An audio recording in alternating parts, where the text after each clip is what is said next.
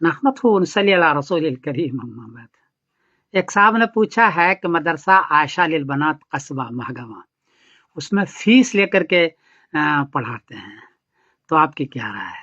जवाबन अर्ज है कि भाई, चंदे का पैसा इस दौर में जो कुछ होता है बहुत कम होता है, सिर्फ चंदे से चलाना बहुत मुश्किल है, इसलिए फीस लेते हैं। तो वो तो सिर्फ खाने का पैसा होता है, लेकिन आगे तामीर है, मदरसा बनाना है, मुदरिस की तनख्वाह है, बिजली है और बहुत सारे अखराजात है, वो कहाँ से पूरा करेगा? इसलिए अगर वो फीस लेकर के पढ़ाता है तो सही है, वो लेना भी चाहिए। वो फीस तो बहुत कम होती है ना, और यही वजह है कि चूंकि फीस लेके पढ़ाते हैं, कुछ चंदा वंदा भी वो कर लेते हैं, तो जिसकी वजह से ये मदरसा इलाके में सबसे बढ़िया मदरसा है।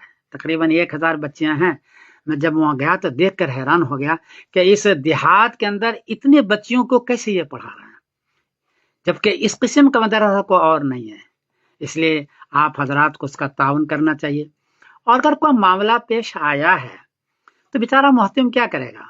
चुपके चुपके एक आदमी रात के अंधेरे के अंदर को मामला कर रहा है, तो मोहतम कितनी निगरानी करेगा? ये गलती उसकी नहीं है, कोशिश तो कर रहा है।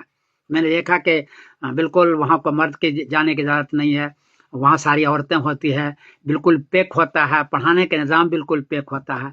इसके बावजूद भी अगर